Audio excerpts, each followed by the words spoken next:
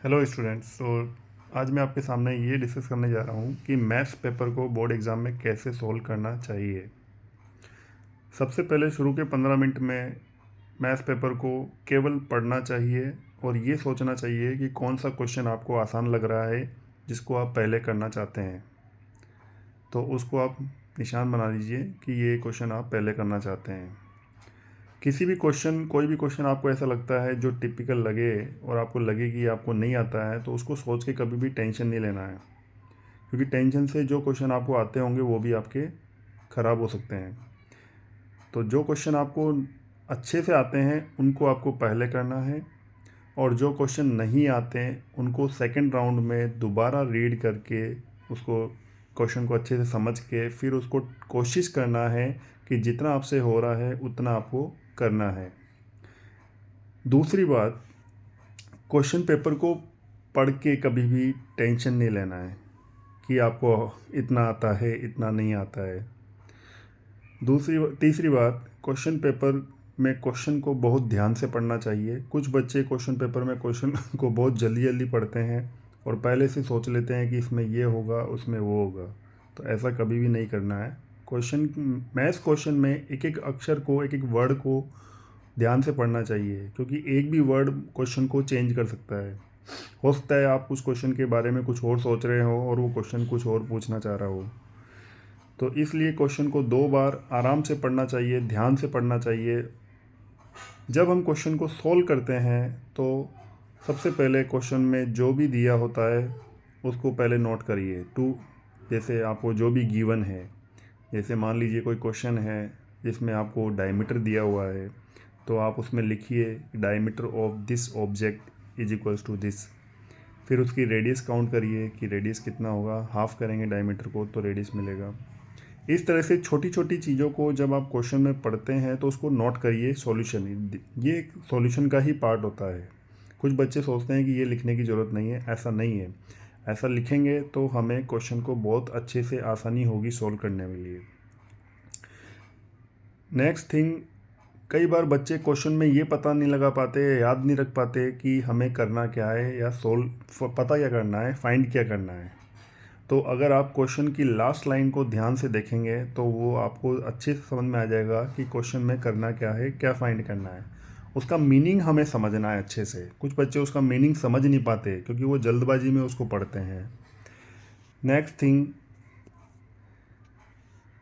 उसको आपको सॉल्यूशन में टू फाइंड के बाद में लिखना भी है कि टू फाइंड क्या फाइंड करना है। जैसे मान लीजिए कोई क्वेश्चन में आपको हाइट ऑफ द कॉन निकालना है, तो आपको लिखना है height of the cone is equal to question mark. अगर आपको कोई क्वेश्चन में प्रूव करना है तो उसमें लिखना है कि टू प्रूव, कि ये इसमें प्रूफ करना है। इसके बाद अगर कोई क्वेश्चन में डायग्राम है तो डायग्राम ज़रूर बनाना है, क्योंकि डायग्राम के नंबर होते हैं, मार्क्स होते हैं। क्वेश्चन में कई बार डायग्राम दिए होते हैं, अगर वो क्वेश्चन का पार्ट है सॉल्यूशन का तो उसको बनाना है, और अगर वो सिंपल क्वेश्चन के बारे में कोई इन्फॉर्मेशन दे रहे हैं तो आपकी चॉइस है, उसको बना सकते हैं और नहीं भी बना सकते हैं। कुछ क्वेश्चन में डायग्राम हमें खुद बनाने होते हैं, तो उसमें आपको क्वेश्चन में डायग्राम ज़रूर बनाना है, बिना डायग्राम के क्वेश्चन को सॉल्व नहीं करना है। फॉर्मूला लिखते समय हमें क्वेश्चन का फॉर्मूला बहुत ध्यान से लिखना है, जल्दबाजी में नहीं लिखना है। क्वेश्चन का फॉर्मूला लिखने के बाद में आपको दोबारा फिर एक बार रीड करना है, चेक करना है कि आपने कोई गलत वेरिएबल या गलत जगह पे कोई गलत अक्षर नहीं लिख दिया हो।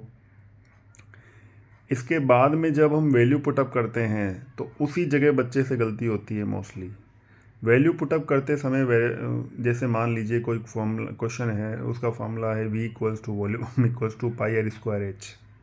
कई बार बच्चा डायमीटर को रेडियस की तरह मान लेता है और रेडियस की जगह पे डायमीटर का वैल्यू लिख देता है, तो ऐसी गलती हमें नहीं करनी चाहिए। इसके लिए एक तरीका है कि आप पहले से जो वेरिएबल फॉर्मूले में आने वाले हैं उनको ध्यान से नोट करें कि r इक्वल्स टू ये है, हाइट इक्वल्स टू ये है, या और कोई वेरिएबल है जो उसमें काम आ रहा है, तो उसको आपको वेरिएबल की फॉर्म में लिखना है। क्योंकि जब तक आप वेरिएबल की फॉर्म में उन वैल्यूज़ को नहीं लिखोगे तो आप गलत वैल्यू पुटअप करेंगे, और जल्दबाजी बिल्कुल नहीं करनी है। इसके बाद आता है कैलकुलेशन पार्ट। कुछ बच्चे कैलकुलेशन फ्रैक्शन फॉर्म में करते हैं, जो कि उनका टाइम बर्बाद होता है, क्योंकि फ्रैक्शन फॉर्म में जब भी आप कैलकुलेशन करेंगे ज़्यादातर तो वो आपको टाइम बढ़ाएगी। इसके लिए एक तरीका है कि जब भी आप प्रैक्टिस करते हैं एग्ज़ाम से पहले, तो क्वेश्चन में कोशिश करें कि डेसिमल फॉर्म में कैलकुलेशन करें। जैसे मैं एग्जांपल देता हूँ, जैसे मान लीजिए 21 प्लस 11/10। तो अगर बच्चा यहाँ पे एलसीएम लेके करना चाहता है तो उसको टाइम ज़्यादा लगेगा। अगर वो 21 प्लस 11/10 को 1.1 करके 21 में ऐड कर दें तो आंसर 22.1 बहुत जल्दी आ जाएगा। इसके बाद में क्वेश्चन का नंबर वही लिखना है जो एग्ज़ाम में है, अपने मन से क्वेश्चन का नंबर चेंज नहीं करना है। इसके बाद में अगर एक सेक्शन को आप एक साथ करते हैं, मतलब एक सेक्शन के जितने भी क्वेश्चन हैं उनको अगर आपको एक साथ करना है, अलग अलग जगह पे नहीं करना है। ऐसा नहीं कि एक सेक्शन का आपने एक क्वेश्चन कर लिया, फिर 2 क्वेश्चन किसी और सेक्शन कर लिए, फिर आपने एक सेक्शन का फिर एक क्वेश्चन कर लिया। ऐसा मिक्स नहीं करना है। इससे क्या होता है, चेकिंग करने वाले इवैल्यूएटर को दिक्कत आती है। तो अगर आप एक सेक्शन कोई क्वेश्चन मान लो आपको नहीं आ रहा है तो उसका नंबर डाल के उसके लिए जगह आप छोड़ सकते हैं और आगे बढ़ सकते हैं। नेक्स्ट थिंग, लास्ट में जब आप लोगों को लगे कि सारा पेपर सोल्व हो गया है तो एक बार ध्यान से आप चेक करिए कि आपने कितने क्वेश्चन सोल्व किए हैं। क्या आपने सारे क्वेश्चन सोल्व किए? क्या आपने हर क्वेश्चन का जो भी पार्ट्स हैं, कई बार क्वेश्चन पार्ट्स में होते हैं, 2-2 3-3 चीज़ उसमें पूछी जाती है, क्या आपने उनका सही नंबर डाल के उसको सोल्व किया? इन सारी बातों को ध्यान से देखना है। आप पाएंगे कि आपने कुछ ना कुछ मिस्टेक की होगी, तो उसको आपको ध्यान से करना है। नेक्स्ट थिंग, कुछ क्वेश्चन चॉइस बेस्ड होते हैं और बेस्ड होते हैं।